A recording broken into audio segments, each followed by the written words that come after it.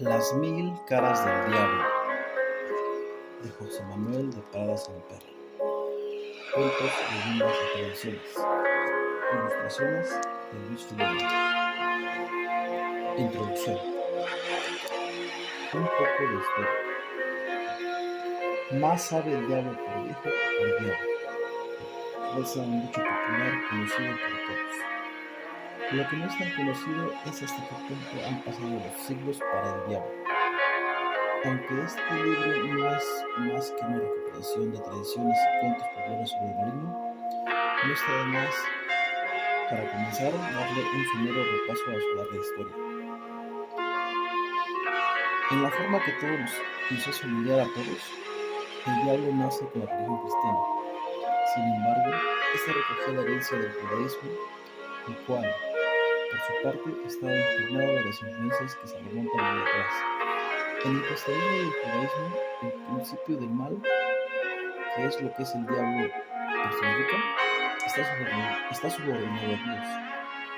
Por el contrario, en la religión que Zaratustra predicó en Persia en los siglos 7 y 6 a.C., Ariman, la encarnación del mal, está completamente separado del Ahura Mazda, el Dios supremo, pues ambos principios se hallan enzarzados en una lucha perpetua por controlar los destinos del cosmos y de los seres humanos. Esta idea del enfrentamiento del bien y del mal personificados influenció sin duda las nociones judías sobre el tema y contribuyó a forjar la imagen del diablo como adversario de Dios que se encuentra en los primeros escritos hebreos. En el Antiguo Testamento aparece a menudo la palabra Satán. En su origen, este término significaba oponer, obstruir o acusar. Cuando el nombre es aplicado a un ser sobrenatural, su función es precisamente la de oponer oponente, como sucede con el Satán del libro de Job. Primero de Cain. En sus orígenes, el personaje no era necesariamente una encarnación del mal. Con el paso del tiempo y la evolución de la religión judía, sin embargo, Satán terminó por convertirse en un ser inmundo, enemigo de Dios y de la luz, eterno perversor y contador de los justos. Se forjó el mito de que había sido en su tiempo un ángel del Señor, que por su soberbia fue expulsado del cielo y condenado a vivir en las tinieblas. Todas estas ideas fueron recogidas y desarrolladas por el cristianismo primitivo. Así es, en el Nuevo Testamento se alude muy a menudo al diablo, considerado ya el perpetuo enemigo de la humanidad. Muchos son los nombres que se le aplican: Satanás, Diablo, Belcebú, el maligno, Belial, entre otros. Entre los primeros escritos cristianos que están redactados en griego, el término hebreo Satán se traduce por la palabra diabolos, que significa adversario. De ella deriva el término latino diabolus, del que procede el diablo de nuestra lengua, y los vocablos equivalentes en las lenguas romances. Según se desprende de los textos cristianos más antiguos, el diablo es la encarnación del mal y el polo opuesto de Jesucristo. Durante los primeros siglos de la nueva religión, los llamados padres de la Iglesia elaboraron esta idea desde el terreno de la teología.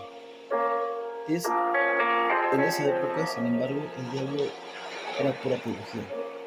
El diablo no era pura teología. Eran aquellos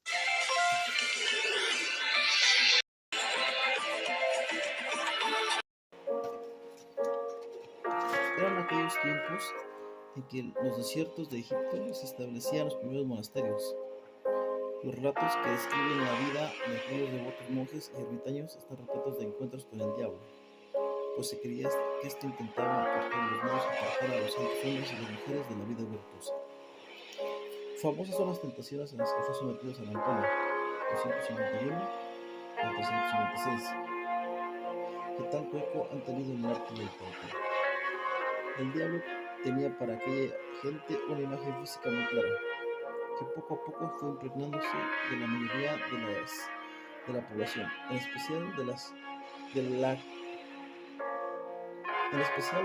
de quienes estaban más alejados de la cultura escrita. En el paganismo que entonces retrocedía, no faltaban los seres malignos y diabólicos, que muchas veces cedían parte de sus atributos al recién llegado diablo cristiano. Así, el ambiguo dios griego Pan prestó al marino sus patas de cabra y su corona. De este modo, entre sus sesudas especulaciones teológicas y tremendos relatos sobre las agresiones de Satán contra los esforzados monjes, con la ayuda de las viejas reminiscencias del paganismo que iban desvaneciéndose, se va forjando la imagen del diablo popular y que es objeto de este libro. El diablo y el pueblo, y prosigue la historia. El diablo de las tradiciones populares que se verá a continuación no es pues estrictamente el diablo de la teología. El diablo de la teología es ante todo un concepto sobre algunas de cuyas características de los propios teólogos siguen sin ponerse de acuerdo. En el folclore, el maligno es un personaje con un talante y unos atributos muy concretos, que si bien en ocasiones coinciden con la imagen oficial, en la mayoría de los casos se contradicen abiertamente. Sin embargo, está claro que existe una relación entre ambas concepciones del diablo y que fueron gentes conocedoras de su teología las que inculcaron en la mente del diablo mediante las enseñanzas, el miedo al diablo y los tormentos infernales, pues se juzgaba que ese era uno de los métodos eficaz para impulsar la feligresía en el buen camino. Los frescos y las esculturas que se ven en las iglesias medievales, el diablo aparece con frecuencia representado como un ser monstruoso y terrible que devora las almas de los condenados o las somete a las más terribles tormentos. Para alimentar esa imagen, los predicadores contaban desde sus púlpitos espantosas historias sobre lo que presuntamente les había sucedido a quienes habían sucumbido a las tentaciones del maligno. Durante mucho tiempo esas historias, esas imágenes alimentaban la imaginación popular y contribuyeron a formar la idea de las gentes sin educación tenían del odioso Satanás. También se debe tener en cuenta que en la Edad Media, en muchos lugares de Europa, el diablo tenía asimismo una presencia destacada en los dramas populares que, con el beneplácito de las autoridades eclesiásticas, se representaba en las iglesias con motivos de diversas festividades. En estas representaciones el diablo aparecía muchas veces como un personaje francamente cómico, que sin ocultar de todo su faceta más terrible. Por desgracia, esto no impidió que entre los siglos XV y principios del XVII se desatara en toda Europa una feroz caza de brujas que costó la vida a docenas de miles de personas y docentes que fueron torturadas o quemadas en hoguera. Estas persecuciones nos interesan, pues las presuntas hechiceras, en su mayoría se trataba de mujeres, eran acusadas de tener relaciones de todo tipo con el diablo y de reunirse con él en determinadas noches, para celebrar lo que en la tradición española se determina con la palabra vasca aquelarre. Ahí rendían homenaje al diablo de la manera más abyecta, sacrificaban niños a su amo, celebraban orgías y cometían muchas otras maldades. El hecho de que cualquier lugar de Europa donde se celebraban estos procesos se acusase siempre a las brujas de hacer las mismas cosas y someterse a los mismos rituales, demuestra hasta qué punto todos aquellos hombres eran fruto de los miedos y obsesiones de jueces e inquisidores.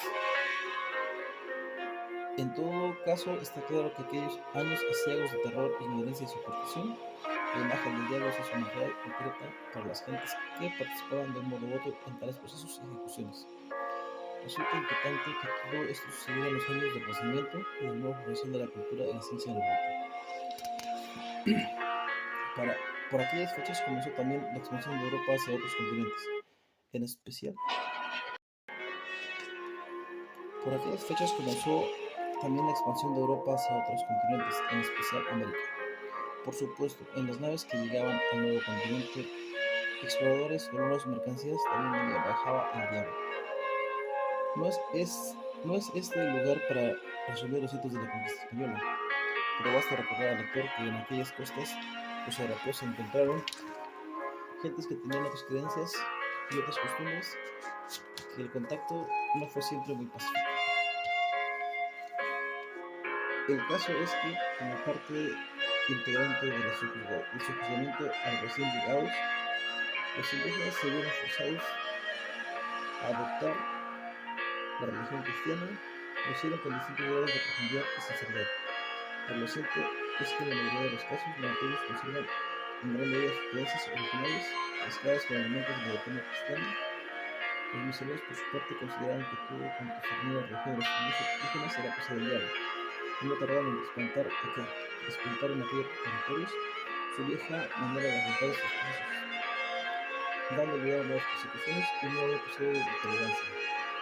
Todo esto es más que al diablo contribuyó a darle cuerpo a la naturaleza en aquellas religiones nativas que quedaron más expuestas a la influencia cristiana. Sin embargo, este diablo ya no era propiamente el que había traído los europeos. Como tantos de los habitantes de América, el diablo se había convertido en un mestizo que mostraba rasgos de las dos culturas. Esto puede verse claramente en tres cuentos quechuas que se incluyen en este libro. El diablo en las narraciones populares. Lo que está claro es que el diablo ya era y es un modo de explicar la presencia del mal en el mundo. A pesar de la bondad y la providencia divinas, puesto que el mal sigue siendo una vivencia cotidiana, no es de extrañar que la gente viva todavía con el diablo. En la Europa medieval la gente no solo creía en el diablo, sino que, como hemos visto, se sentía un gran miedo hacia él, un miedo profundo. Así resulta razonable pensar que los muchos cuentos en los que el diablo aparece como un personaje ridículo fueron concebidos con un miedo de aliviar este miedo. En la mayoría de ellos el maligno se nos muestra como un ser estafable al que es posible vencer con artimañas adecuadas. Y es que todo tiene que ver con el monstruo informe que aparece en tantas representaciones artísticas. Sin embargo, como se verá en los relatos que siguen, las tradiciones populares sobre el diablo no nos muestran una imagen fija e inalterable de este personaje. Más bien, si examinamos el conjunto de las tradiciones, veremos que en ellas el maligno aparece desempeñando gran variedad de papeles que van desde el malvado infame de las leyendas como la Raza Negra, lo que nos acerca al dios de la teología, lo que nos acerca al diablo de la teología, tal y como se presentaron en los sermones y en los procesos de brujería, hasta el inesperado justiciero que figura en unas cuantas historias, en las que las facultades del maligno se dirigen exclusivamente a los malos. La gente pues tiene una idea muy ambigua de este personaje.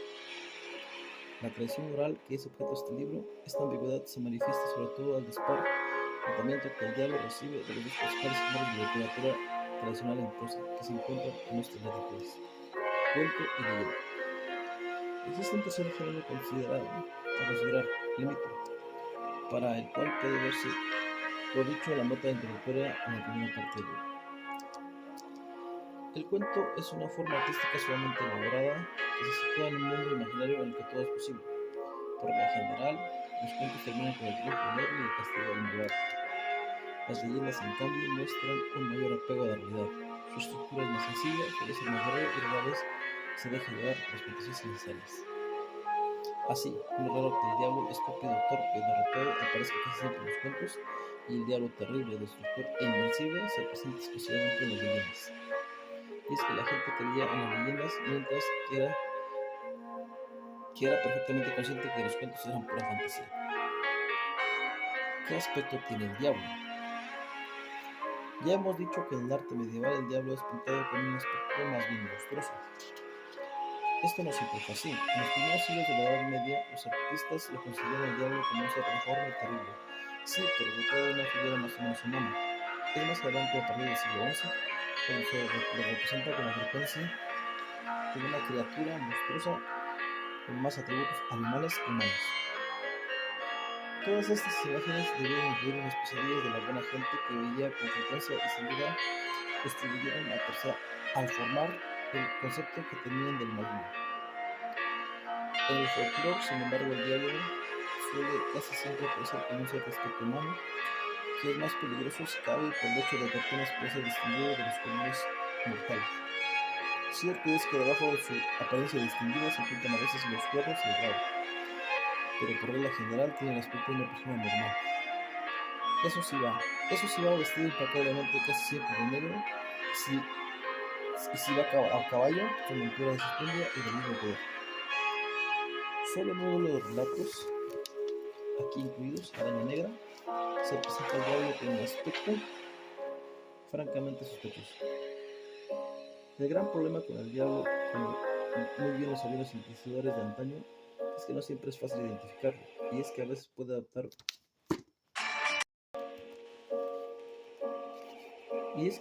adoptar un modo convincente de las formas más aparentemente inofensivas, llegando incluso a mostrarse con el aspecto de un ángel hasta como Jesucristo o la Virgen.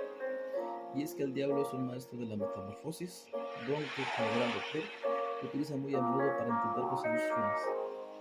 Así, en los relatos que seguirán, veremos cómo el maligno, en forma de ratón, serpiente, jilguero, cerdo o burro, entre otras muchas. En las leyendas, el diablo gusta a menudo de representarse como un perro o como un negro que acusa incansablemente a sus víctimas. Por último, conviene mencionar el hecho de que el diablo no está solo, sino que tiene a su disposición una hueste inmensa de diablos y demonios menores que le ayudan. En casi todos los cuentos de este libro nos encontramos al diablo con mayúscula, pero también hay alguno que otro diablo que es de segundo grado. En este libro se encuentran 56 relatos que representan ambas diferentes tradiciones orales distintas. Todas ellas se escriben en las culturas cristianas de Europa y América. Por supuesto, el diablo se encuentra también en las comunidades cristianas de Oriente Próximo, como puedan ser las de Líbano, Palestina, Armenia y Persia. Pero me ha sido imposible realizar la investigación necesaria para representar adecuadamente el acervo diabólico de dichas comunidades. También es cierto que el diablo tiene su presencia en la religión judía y sobre todo islámica, pero incluso sus cuentos y leyendas hubiera sido enmarcarse en un libro completamente distinto. El siglo narrativo sobre el diablo es inmenso, por lo tanto, lo que el doctor leerá a continuación es únicamente otra selección de muchas que podrían haberse sobre este material. A la hora de seleccionar las historias, he optado por incluir solo aquellas en las que el personaje principal es inequívocamente el diablo, salvo un par o tres de excepciones bien justificadas. Excluyo todos los relatos en los que, según las versiones, el malo puede ser también un ogro, un gigante o cualquier otro villano que salen en los cuentos. En casi todos los casos he vuelto a narrar los relatos de forma creíble.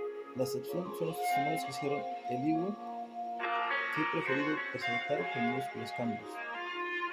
Asimismo, he de señalar que en los cuentos y las tradiciones en lenguas castellanas y españolas americanas he intentado respetar al máximo el tono y la dicción de los cuentos originales, en especial en los que los diálogos se refieren.